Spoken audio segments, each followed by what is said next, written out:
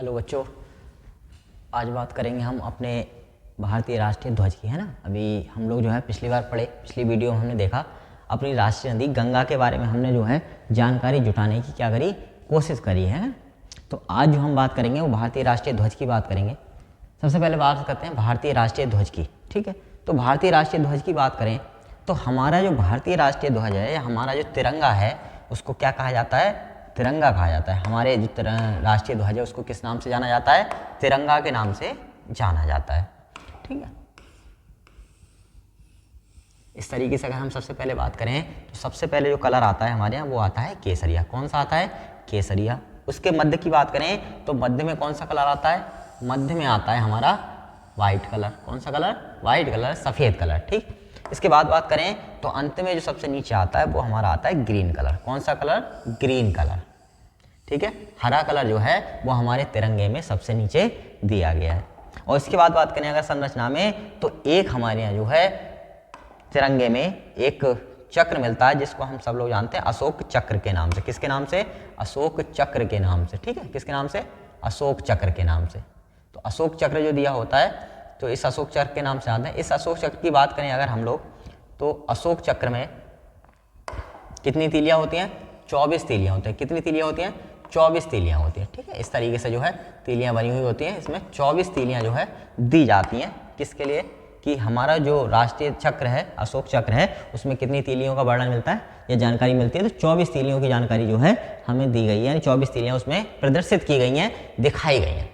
सबसे पहले बात करते हैं हम लोग कि जानने की सबसे, अगर पुराने झंडे की बात करें हम लोग कि हमारे विश्व में, संसार में सबसे पुराना झंडा किसका है, तो सबसे पुराने झंडे में जो बात आती है वो आती है डेनमार्क की। किसकी आती है, यानी कि विश्व में जो सबसे पुराना झंडा माना गया है, क्या सबसे पुराना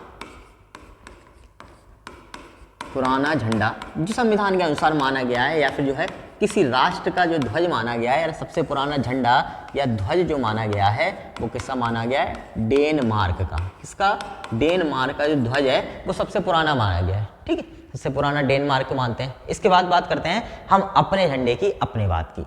हमारा जो आज के समय में वर्तमान हम लोग देखते हैं, आधुनिक समय में अपना तिरंगा देखते हैं, इसकी अगर बात करें तो इस भारतीय ध्वज को, इस तिरंगे को सर्वप्रथम संविधान सभा द्वारा क्या किया गया, अपनाया गया।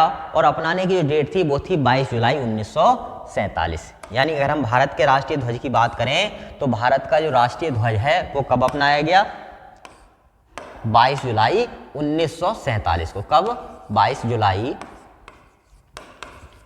1947 को भारत का राष्ट्रीय ध्वज, भारत का राष्ट्रीय ध्वज अपनाया गया। किसके द्वारा अपनाया गया भाई, संविधान सभा के द्वारा अपनाया गया। किसके द्वारा अपनाया गया, संविधान सभा के द्वारा अपनाया गया। यानी कहा गया जो वास्तव में आज के टाइम में अगर हम लोग अपना तिरंगा देखते हैं उस तिरंगे को कब अपनाया गया, 22 जुलाई 1947 को इसको संविधान की सभा द्वारा अपना लिया कि भाई जो वास्तव में अब देश जो हमारा होगा, जो आज़ाद हो गया है, ठीक है, या आज़ाद होगा, उसको जो है उसका तिरंगा एक राष्ट्रीय प्रतीक के रूप में जो कैसा होगा, तो जो वर्तमान समय में है अशोक चक्र वाला झंडा, उसको अपनाया गया, ठीक है। तो उससे पहले हम लोग बात करते हैं अपने तिरंगे की, झंडे की। तो इसके अनुपात पूछ लेता है कभी कभी, तो अनुपात ध्यान रखेंगे। ये क्या है, हमारे झंडे की लंबाई है, ठीक है, और इसको हम लोग क्या बोलेंगे, चौड़ाई बोलेंगे। तो लंबाई ऐसा नहीं है कि जो तिरंगा है वो ऐसे ही बना दिया जाएगा, कोई मानक नहीं है, उसका एक मानक तय किया गया। और मानक ये तय किया गया कि लंबाई और चौड़ाई का जो अनुपात रहेगा वो हमेशा 3:2 रहेगा, ठीक है। क्या, लंबाई अनुपात चौड़ाई कितनी रहेगी भाई, 3:2 रहेगी। यानी लंबाई और चौड़ाई का तिरंगे में जो अनुपात रहेगा वो कितना रहेगा, 3 रहेगा। कितना रहेगा, 3:2 रहेगा। यानी कि लंबाई 3 और चौड़ाई 2, तो दोनों में अनुपात कितना हो गया, लंबाई अनुपात चौड़ाई 3:2 होती है। इससे पहले शुरुआत करते हैं कि भाई ये झंडे हमने तिरंगे ले लिए, जो हमारा केसरिया रंग है, ठीक है, क्या है, केसरिया रंग है, उसको जो माना गया है वो माना गया है बलिदान का प्रतीक। किसका, त्याग और बलिदान का प्रतीक, ठीक है। किसी भी धर्म से जोड़ के इसको हम नहीं देखते हैं, बल्कि हम अपने राष्ट्र के परिप्रेक्ष्य में बढ़ते हैं। सफेद रंग की बात करें तो इसको शांति का प्रतीक माना गया। भाई अगर हरे रंग की बात करें तो इसको खेती किसानी में तरक्की या खुशहाली का माना गया। किसका? तरक्की, प्रगति या खुशहाली।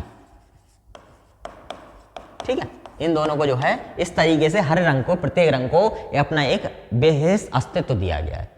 हम बात करते हैं इसकी, यानी अपने अशोक चक्र की। तो अशोक चक्र की अगर हम बात करें तो अशोक चक्र को पहली बात करते हैं कि ग्रहण कहाँ से किया गया है। ठीक है, मौर्य काल में एक बहुत ही जो है विख्यात शासक हुए, ये हम सब लोग जानते हैं। मौर्य काल में एक नाम मिलता है हमारे लिए, सम्राट अशोक का। किसका? सम्राट अशोक का। और सम्राट अशोक का जो है एक स्तंभ मिलता है हमें, कहां से? सारनाथ से। कहां से प्राप्त होता है बेटा? सारनाथ से जो है अशोक का एक स्तंभ प्राप्त होता है। और इसी स्तंभ से, या कह सकते हैं अशोक स्तंभ से, या सारनाथ के अशोक स्तंभ से हमने किसको लिया? अपने इस चक्र को लिया। किसको लिया?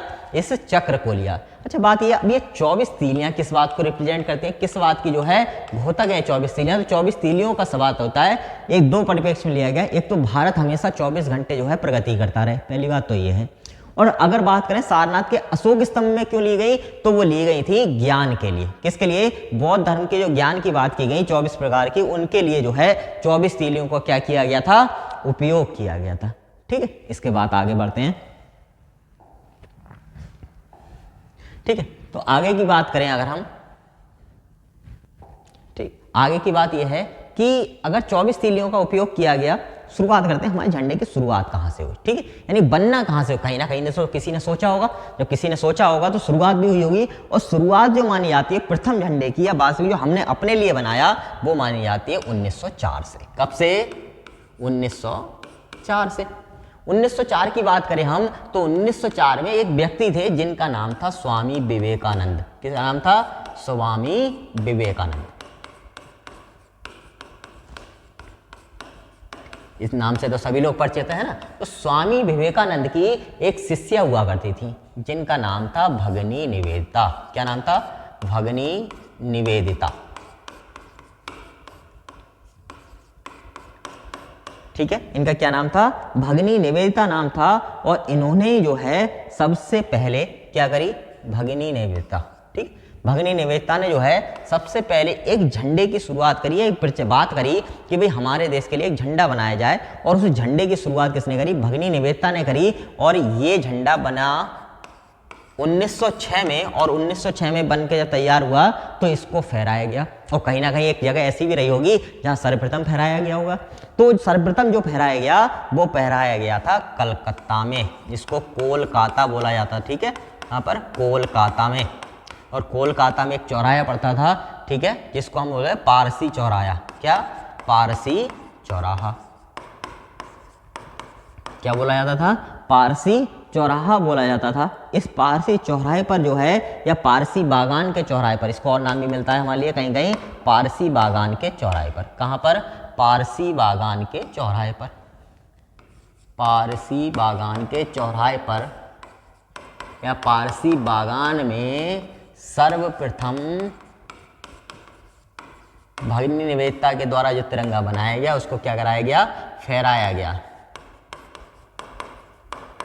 फहराया गया। ठीक है, तो सर्वप्रथम अगर आपसे पूछेगा कि भाई सर्वप्रथम झंडे को, तिरंगे को कहां पर फहराया गया, झंडे को कहां पर फहराया गया, तो कहां पर फहराया गया था?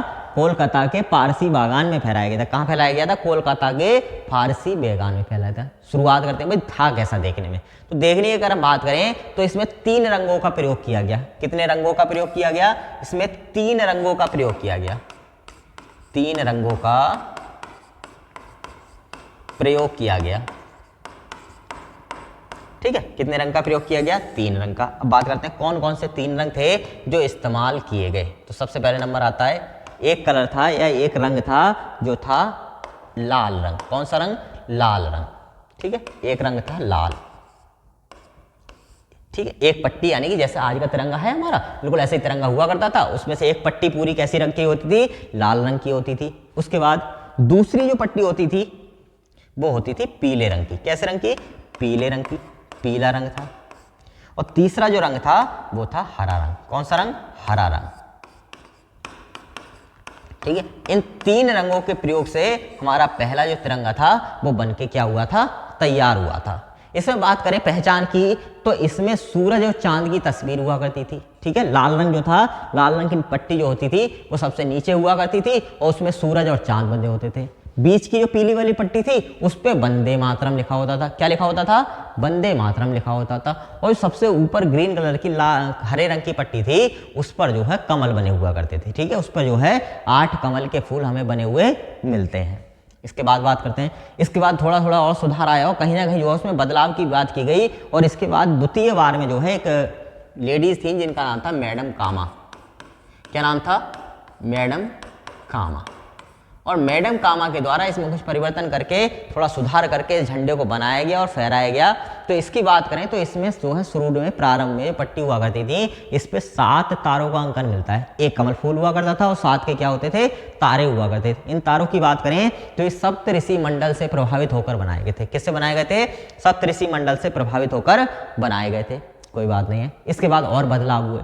बदलाव होने के बाद अगर हम आधुनिकता की बात करें तो 1921 में, कब? 1921 की बात करते हैं हम लोग। गांधी जी ने,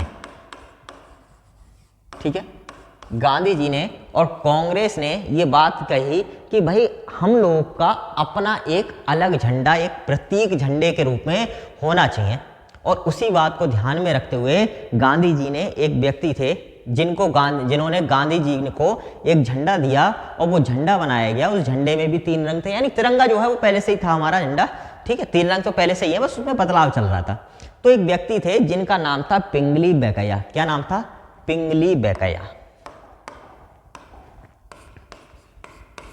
पिंगली वेंकैया। इन पिंगली वेंकैया ने गांधी जी को एक झंडा बना के दिया। क्या बना के दिया? गांधी जी को एक झंडा बना के दिया। भैया गांधी जी को सबसे ज्यादा क्या अच्छा लगता था? चरखा। क्या? चरखा अच्छा लगता था। और उस चरखे के लिए जो है इस तरीके के डिजाइन किया गया कि उसमें जो तीनों पट्टियां थी, ठीक है, जो 3 पट्टियां थी उन तीनों पट्टियों पर एक चरखा बना हुआ था। क्या बना हुआ था? एक चरखा बना हुआ रहता था। ठीक है, इस तरीके से जो भी डिजाइन रहता है चरखे का, एक चरखा बना हुआ रहता था। और उस चरखे के से बनने होने के बाद क्या है, उस पर पूरे पे अंकन था। लेकिन बाद में इसमें एक सुधार किया गया और सुधार करके इस चरखे को पूरे में ना बना करके, ठीक है, क्या करके? पूरे में ना बना करके बल्कि जो है बीच में शिफ्ट किया। कहाँ लगाया? फिर इस तिरंग जो चरखा बना हुआ था उसको जो है बीच में लगा दिया गया। कहाँ लगा दिया गया? बीच में लगा दिया, यानी चरखे का निशान अब कहाँ पर आने लगा? बीच में आने लगा। कहाँ पर? बीच में आने लगा। लेकिन जब संविधान सभा वास्तव में बन गई तो संविधान सभा ने इस झंडे को दोबारा से जो है परिवर्तन किया और परिवर्तन करके जो वास्तव में आज का तिरंगा है हमारा, ठीक है, क्या है? आज का जो तिरंगा है उस तिरंगे को आधुनिक रूप में पेश किया और उसमें जो है एक अशोक चक्र को प्रेजेंट किया। ठीक है, इस तरीके से तिरंगा बनाया और इसको जो है प्रेजेंट किया। तो जो वास्तव में आज का तिरंगा है उसी तिरंगे को संविधान सभा ने फिर क्या कर लिया? अपना लिया। कब को? 22 जुलाई 1947 को। कब को? 22 जुलाई 1947 को। ठीक, तो इस तरीके से जो है हमारे झंडे की शुरुआत हुई और इस तरीके से हमने जो आधुनिक झंडा है उसको क्या किया? अपना लिया। सबसे पहले बात करते हैं, एक देश है जिसको हम सब लोग जानते हैं मोजाम्बिक के नाम से। दक्षिण अफ्रीका का एक देश है और वो उस देश का नाम है मोजाम्बिक। क्या नाम है? मोजाम्बिक। ठीक है, मोजाम्बिक नाम का एक देश है, मोजाम्बिक। हम सब लोग जानते हैं एक बहुत ही तेज जो है राइफल है ना, जिसको सब लोग जानते हैं अपनी मारक क्षमता, अपनी जो है आयु के लिए या कह सकते हैं उसके उपयोग के लिए इतने आसान है। और उसका नाम है AK-47, है ना। इसके तो सभी परिचित होंगे, AK-47 सभी लोग जानते होंगे AK-47 को, तो नाम भी बहुत बार सुना होगा। तो दक्षिण अफ्रीका का एक देश है मोजाम्बिक। मोजाम्बिक ने AK-47 को 1983 में, कब? 1983 में अपने राष्ट्रीय ध्वज पर, किस पर? राष्ट्रीय ध्वज पर स्थान दिया है। क्या करा है? यानी जैसे हमारे यहाँ क्या छपा हुआ है? अशोक चक्र छपा हुआ है, ऐसे उसने अपने राष्ट्रीय ध्वज पे क्या छाप रखी है? AK-47 छाप रखी है। ठीक है, तो इस तरीके से जो है मतलब कहीं ना कहीं उसकी जो मनोभाव है उसको दर्शाने की कोशिश करी गई है। AK-47 छापने की भी जरूरत क्यों पड़ रही है? इसलिए तो पड़ रही है, कुछ ना कुछ जो है दर्शाना चाह रहा है मोजाम्बिक। जो भी हो, उसको अच्छी लगी तो उसने छाप दी। लो भैया, पहले से डर के रही हो, है ना, पहले से जो है डर के रही हो कि भाई जो है हमारे पास AK-47 है, बच के जाना, अगर जो है आए नंबर पे तो AK-47 से ही बार किया जाएगा। और इसी बात को ध्यान में रखते क्या हुआ तो पता उसने छाप लिया है ना। तो ये था हमारे झंडे का इतिहास। कल फिर मिलेंगे एक नए टॉपिक के साथ में।